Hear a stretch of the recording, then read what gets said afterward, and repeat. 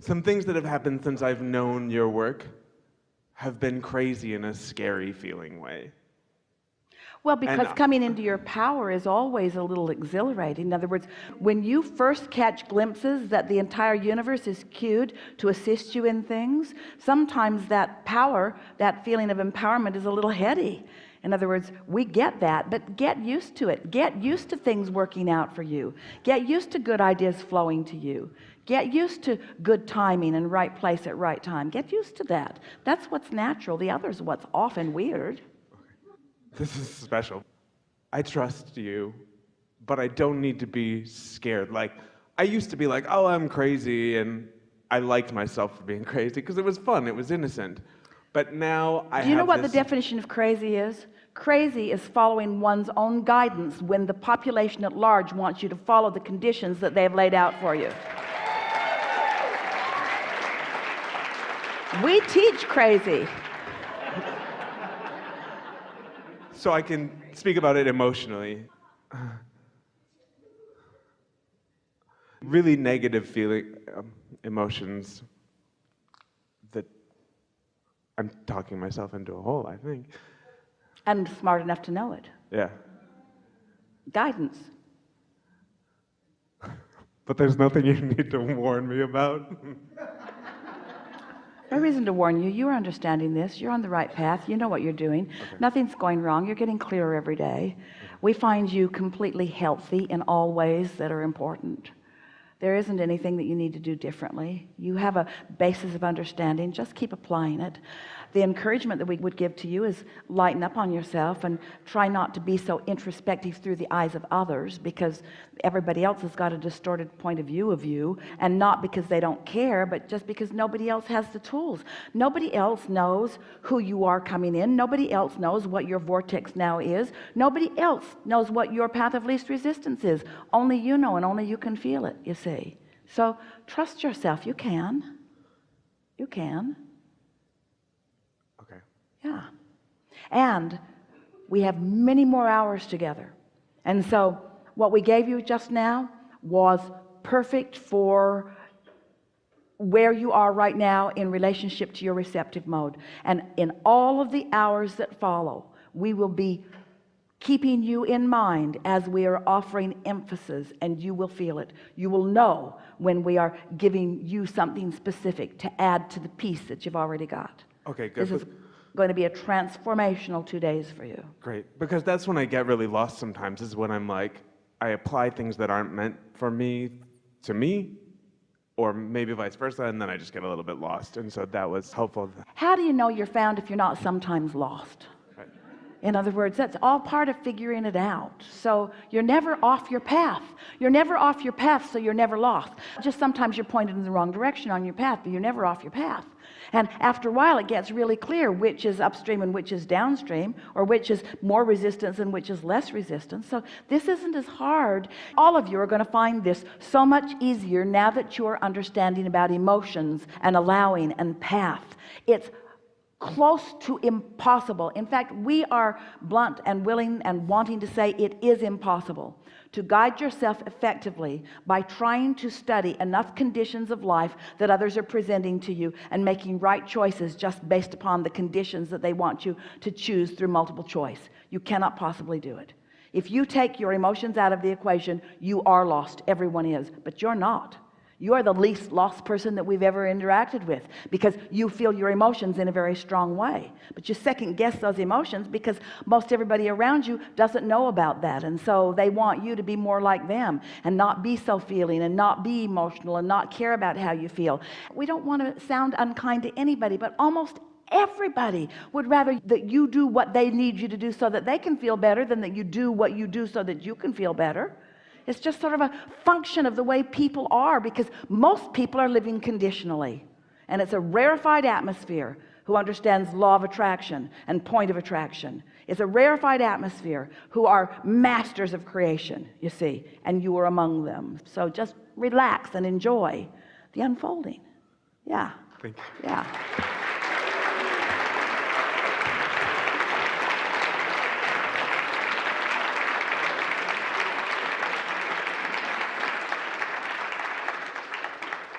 Hi, want to say thank you, first of all, for your teachings. It's helped me overcome a lot over the last few months. And the question I have today is, I want to know how to want. I want to know what it feels like to want. Well, you have to let momentum go. You have to allow momentum to go. You have to let momentum go enough that you then can feel the desire of it. Because when you want but doubt, you don't let any momentum go, so it stays limp.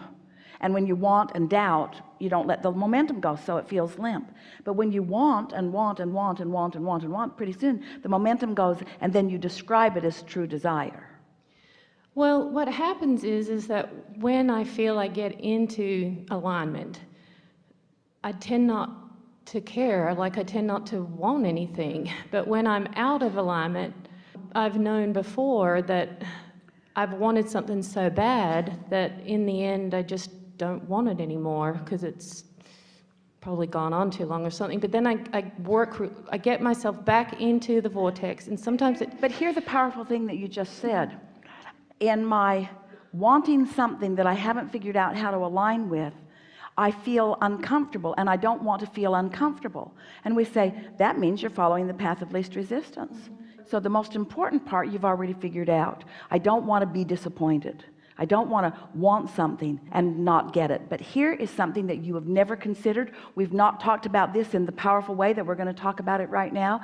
And this is the piece that you've been looking for. This is the thing that will make the difference. Every single thing that you or anyone has ever wanted or ever will want is because you think you will feel better in the having of it.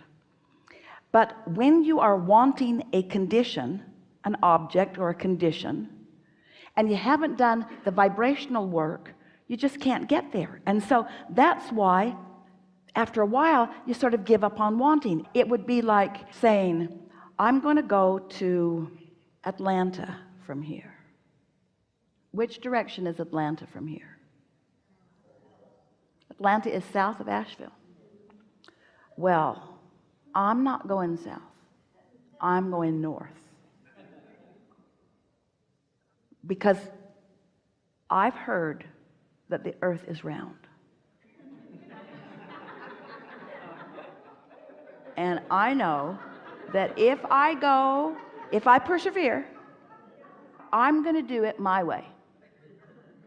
I'm not going to take the path of least resistance. I'm going to take the path of most resistance, and I'm going to get really tired and give up before I get to Atlanta. And so the reason that that analogy was better than you know is because unless you are understanding that your desire is a vibration that you're translating into an emotion, and that that emotion is good enough for now, you're not going to maintain that enough to then receive the inspiration to take it all the way to the finish line. And so it's like you're trying to get the condition without doing the work, get the condition without doing the work, get the condition without doing the work. And you can't get the condition without doing the work. You can't. You got to find the feeling of it before it can come. And if you're not doing that, then it takes too long and you feel discouraged. And the reasons are because you just argue for your limitations, or you notice what is. You're talking more about what is than what will be, and so forth. Right. Well, I kind of came into awareness a couple of years ago. I had a traumatic awakening, and I kind of got really at peace with everything. Those two words don't go together. Right. Well, a traumatic awakening. Traumatic, it was. I had some trauma, and I woke up to, it triggered an awareness of how everything was, and I felt really good about it all, and kind of just came to peace with everything was exactly as it needed to be. And sometimes I still feel that for the majority, and it's like, well, if everything's exactly as it needs to be, how am I going to care enough to create something that I want when I'm all right now? Because that's an inaccurate statement. It's a flawed premise. Say it again so we can make fun of it more. Well, Say it again.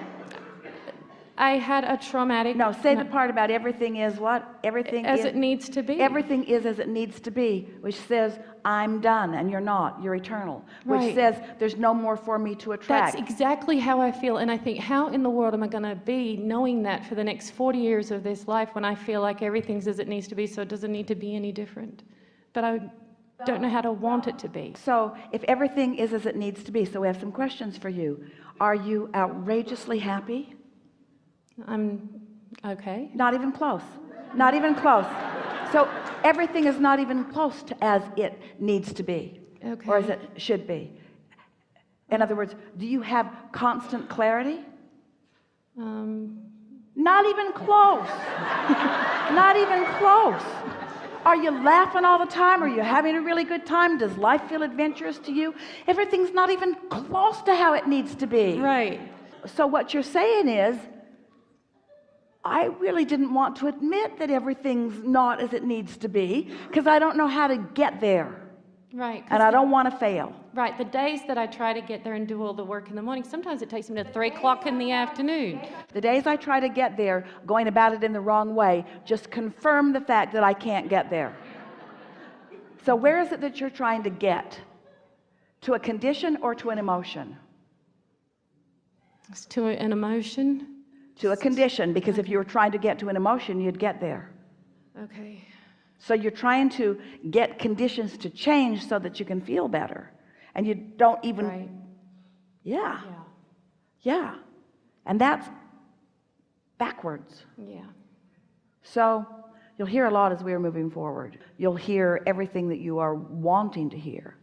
We're going to give you the pieces of it right now, and then we're going to fill them in the next 2 days so that by the time we're finished with this gathering tomorrow, you will have a really clear understanding of all of this.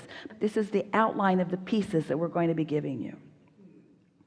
I can get there from there, and there is a whole lot more that I want than I'm currently able to see. I haven't yet, and most people haven't, achieved a consistent receiving mode. Through life, I've created a vibrational version, which I sort of kind of accept that it's there. Abraham seems to see it. But I can't see it. I can't see it, so I'm trying to take it on faith. Right. I want to get somehow to the receptive mode where I can sense it. Because when you do, it's going to light a fire in you, you see. When clarity is your goal, when fun is your goal, when happy is your goal, when lighthearted is your goal, and you get there over and over and over and over and over again, you'll start noticing that these things that you want, that you thought you needed before you could feel any of those things, just start happening as you discover what you need to do first. So here's the outline. I can get to wherever I want to be. I've carved out plenty that I want that I'm not consciously aware of. Right. I want to be consciously aware of my desires because I sense them. My main frustration is that I sense something and I can't find my path. The reason I can't find my path is because I've been looking for it in all the wrong places. Now I'm on the brink of discovering what that path is. And we'll just give you some clues that we'll fill in all through these days. It's an emotional path. Esther was visiting with friends as they were driving yesterday, and they were deep in conversation about some things that were really fun and exciting to talk about. And all of a sudden, Esther felt clarity come to her, an idea came to her in a very powerful way. And she realized, and she just sort of blurted it out, that our path is leading to what? Our path is leading to our alignment, period. Our path isn't leading to a car or to a relationship or to a thing. Our path is leading to alignment, which then leads to all things. Okay. But if you think your path is leading anywhere other than to the fullness of who you are, then you're off your path. That's got to come first, you see. And that's what's going wrong. You've been circumventing the thing that matters most all along, wanting it more than anything else.